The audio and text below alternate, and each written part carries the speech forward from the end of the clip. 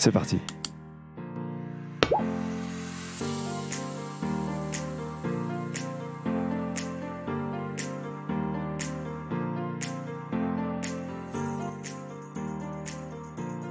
Non, on continue à m'appeler Gad, bien que Jean-Marie est indéniablement un hommage à Jean-Marie Lustiger, que j'aurais tellement aimé rencontrer dans ma vie.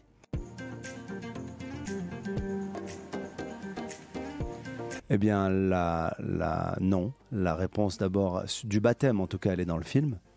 Et puis je pense qu'on est juif et on meurt juif, un peu comme à l'image du cardinal Lustiger.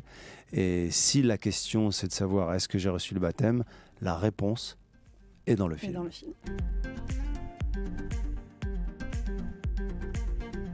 Le point de départ, qui est le point de départ dans ma vie et dans le film, et qui est vrai et qui est autobiographique, c'est la rencontre avec Marie, c'est la rencontre avec l'émotion, le bouleversement de cette rencontre, petit dans une église de Casablanca au Maroc, où je n'avais pas le droit de rentrer, et pour une raison que je ne peux pas expliquer, que je ne veux pas expliquer, je suis touché, ému, et que ça m'accompagne toute ma vie. Et c'est pas une apparition, on essaie souvent de me faire dire, mais alors, est-ce qu'il y a quelque chose de mystique? Peut-être. En tout cas, c'est ce que j'ai reçu. Et ma sœur était avec moi ce jour-là. Elle n'a absolument rien ressenti. Comme quoi, c'est une perception, c'est quelque chose de très personnel. Et voilà, et ça m'a accompagné tout le temps. Donc, c'est le point de départ, c'est ça.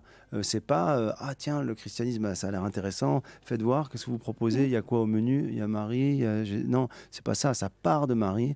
Et là, après, je continue et je l'emmène avec moi, en fait.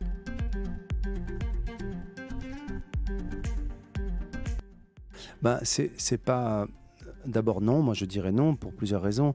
D'abord, les dérives de l'Église, elles me révoltent. Elles me révoltent avant tout, ni en tant que juif, ni en tant que personne qui regarde le christianisme, ni en tant que marocain, mais en tant qu'humain, quoi, tout simplement, avant toute chose. Elles me révoltent, je le condamne, je suis... il y a tout, il y a de la tristesse, il y a de la colère, je suis dégoûté. Je suis souvent en colère, j'en parle beaucoup, ça c'est une chose.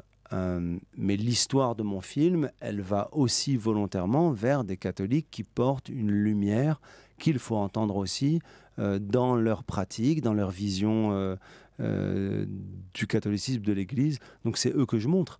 Un peu comme je choisis aussi de montrer des gens éclairés dans les autres religions. Je dis souvent que j'aime voir la lumière là où il y en a.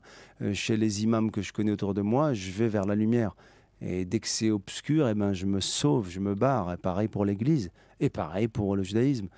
Maintenant, le point de départ du film n'est pas une analyse de l'Église, c'est une histoire personnelle d'un homme qui se remet en question.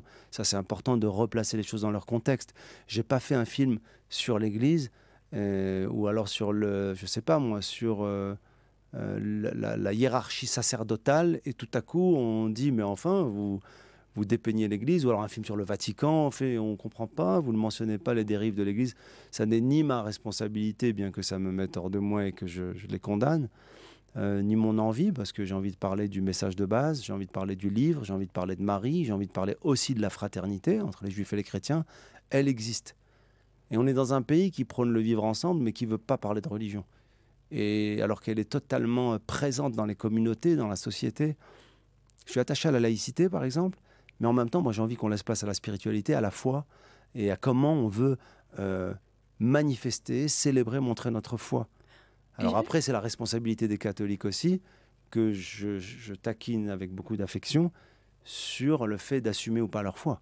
Parce que là-dessus, moi, je juge pas, mais je suis un peu perplexe parfois. Et je ne comprends pas pourquoi.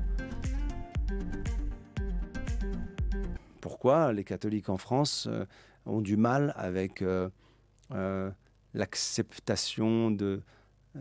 même pas l'acceptation, mais pourquoi les catholiques en France ont du mal avec parler de leur foi, parler de... alors, oui, je comprends, parce qu'on va me l'expliquer par l'histoire et par le poids de l'Église, je le comprends. Mais aujourd'hui, en 2022, il va falloir qu'on sorte un peu des caricatures, même sur les autres religions. Mais je crois que les Juifs en France, par exemple, portent en eux un judaïsme, un esprit, des coutumes, une tradition, et ils le communiquent avec soit fierté, soit sobriété, mais en tout cas ils le disent et ils ont envie de le dire. C'est pas un côté chauvin ou porte-drapeau ou attention ou vive. Pareil pour les musulmans. Moi, je le caricature dans mon spectacle. Dans mon spectacle, je dis vraiment que les cathos, à un moment donné, il y a un problème, quoi. Les autres, ils disent, ouais, bien sûr, et les cathos, ils disent, c'est un peu plus compliqué. Ils osent même pas dire, n'en parlons pas.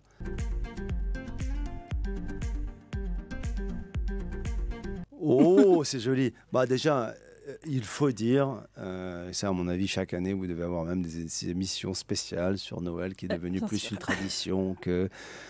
Moi, Noël, ça a été un moment, je vous dis très sincèrement, que j'ai regretté de ne pas pouvoir fêter quand j'étais gamin, mais pas pour la symbolique religieuse, parce que tout simplement, c'était un moment important pour mes potes autour de moi qui étaient soit des juifs très ouverts, voilà, pas religieux, soit des musulmans très ouverts, pas religieux. Mais c'est vrai que les juifs pratiquants, les musulmans pratiquants, ils regardaient les cathos au Maroc et ils regardaient les juifs un peu...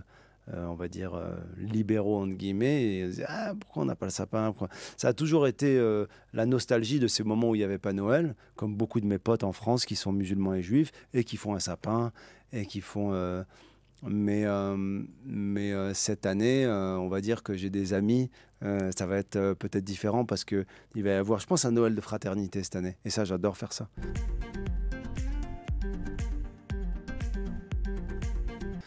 Par exemple, il n'y a pas longtemps, j'ai amené le père Barthélemy qui joue dans mon film, enfin qui est père Barthélemy dans mon film, qui est un frère de la communauté de Saint-Jean. Oui, le curé de Sainte-Cécile. Voilà, ça, de ouais. Sainte-Cécile, la paroisse de Boulogne. Je l'ai amené chez le producteur du film qui s'appelle Isaac Chary pour célébrer le Shabbat.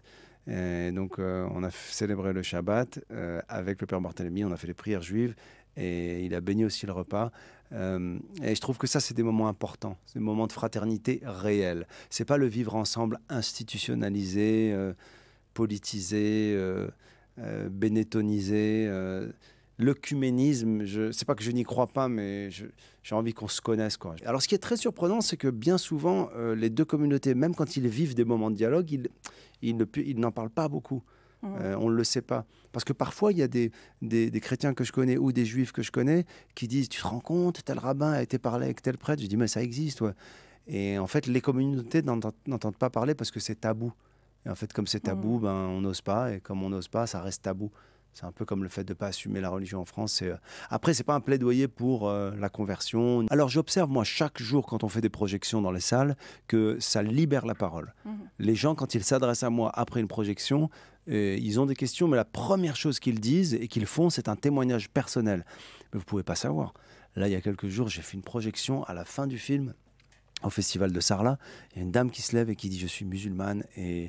Non, oui, je suis musulmane. Mon mari est chrétien, mais athée. Et comme je veux que mes enfants fassent du catéchisme, ils le font en cachette. Le père n'est pas au courant. Mais ça m'a... Alors j'ai dit, oh là là, on est où? Je comprends plus rien, quoi. Donc il y a des histoires personnelles qui sont bien plus complexes qu'on le pense et qui méritent d'être écoutées pour qu'on arrive à une fraternité, quoi. Et un dialogue comme on est en train d'avoir maintenant, finalement, qui n'est pas simple, en fait. Parce que l'œcuménisme, c'est simple. La fraternité affichée, c'est simple. Mais ce qu'on est en train de faire là, bon, normalement, il faudrait qu'on le fasse pendant 6-7 heures pour qu'il en sorte un truc durable. Mais c'est un bon début, non ?